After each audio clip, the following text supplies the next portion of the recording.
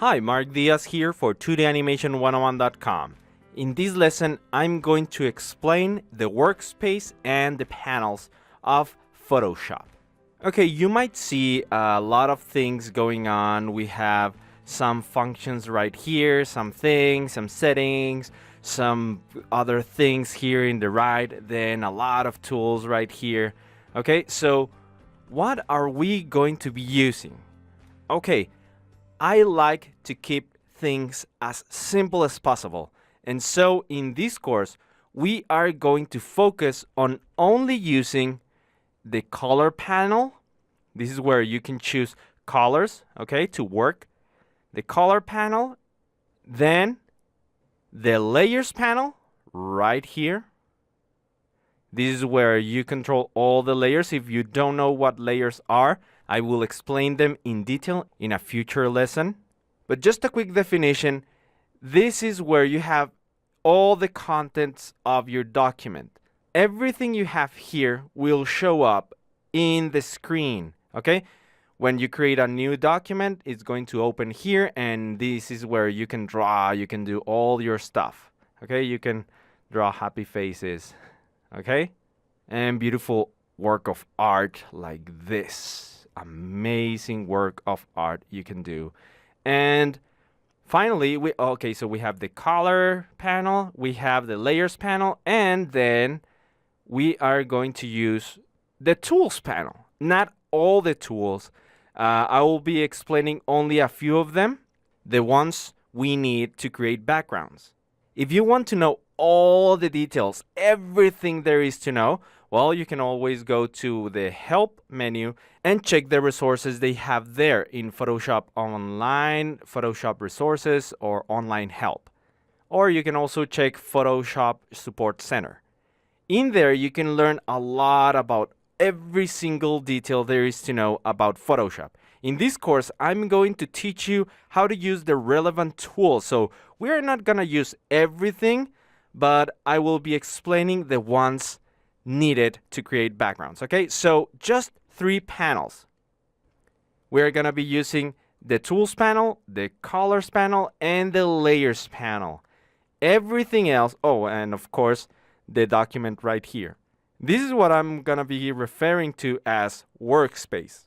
So that's what I want you to get from this lesson. Just, we are going to focus on 3 things: layers, color, and tools panel. Now, one thing I want to show you is that you can arrange the panels in any way you like, okay? For example, let me just explain this quick shortcut panel right here. In here, you can have any panel you want minimized. For example, the layers panel, I can click and drag it. I can take this panel, click and drag it to this area, okay? Let me do that. Click and drag. And that adds the layers panel, a minimized version, right here in the shortcuts panel. And if I want, I can just click and drag it and put it in here, again, in this area. And that will create a new tab right here. Or I can drag it to this other area and it will create a new tab right here.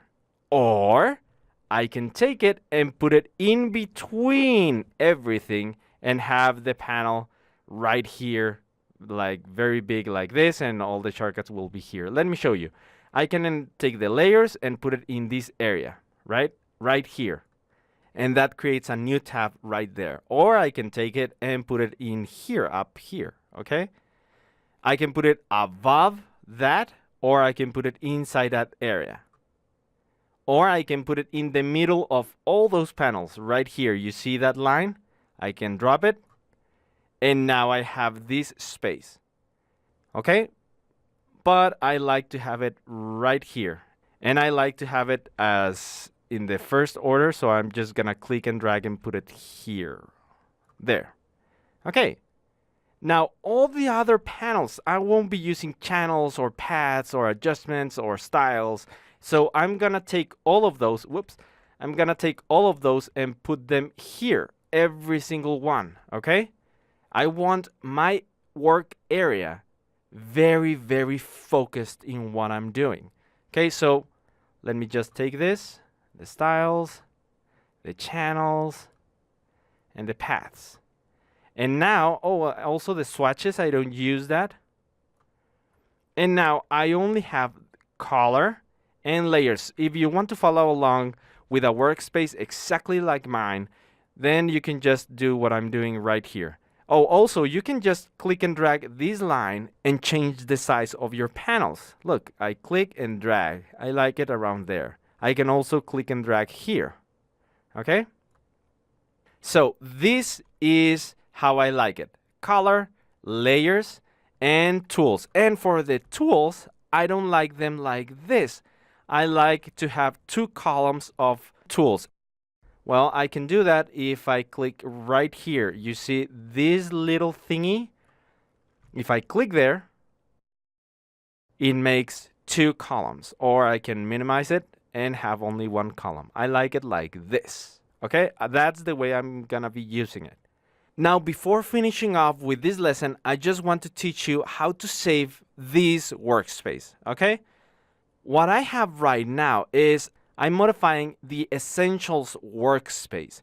This is the default workspace you have when you open Photoshop. So if I want to save it, I can just go to Window, Workspace, and then, well, I already have one. These are my saved workspaces, and I can save a new one if I just click on New Workspace. If I click on Reset Essentials, it will turn everything back to how it was. So I'm just gonna click New Workspace and name it. I'm gonna name it Mark. I wanted to click Mark Tutorial. Sorry, I pressed enter. Let me see what happened. Oh, okay. It's Mark with a little space right here. Sorry. Well, anyway, you get the point. You can name it however you want. Okay? And anytime if I'm designing for HTML, I have some other things. I have everything right here with space, and then I have this. Or if I want, I can go to Workspace and select the one for me. This is the one I'm gonna be using for the tutorials, okay? Okay, that's it for this lesson. Now, one single detail before we finish. If you, for any reason, accidentally close one of the panels, for example, layers, maybe I click here and then close up. Oh, what happened? My layers, where are they? Well, you can panic, go and scream outside, or you can go very calmly, go to Window, and just select Layers. And that's it. Okay, so if for any reason you close accidentally one of the panels, you can just go to Window and show them. Okay? Okay, that's it for this lesson. Now in the next one, I'm going to teach you how to create a new document in Photoshop and what settings I recommend you use if you're producing backgrounds or visual assets for your animations. Okay, see you there.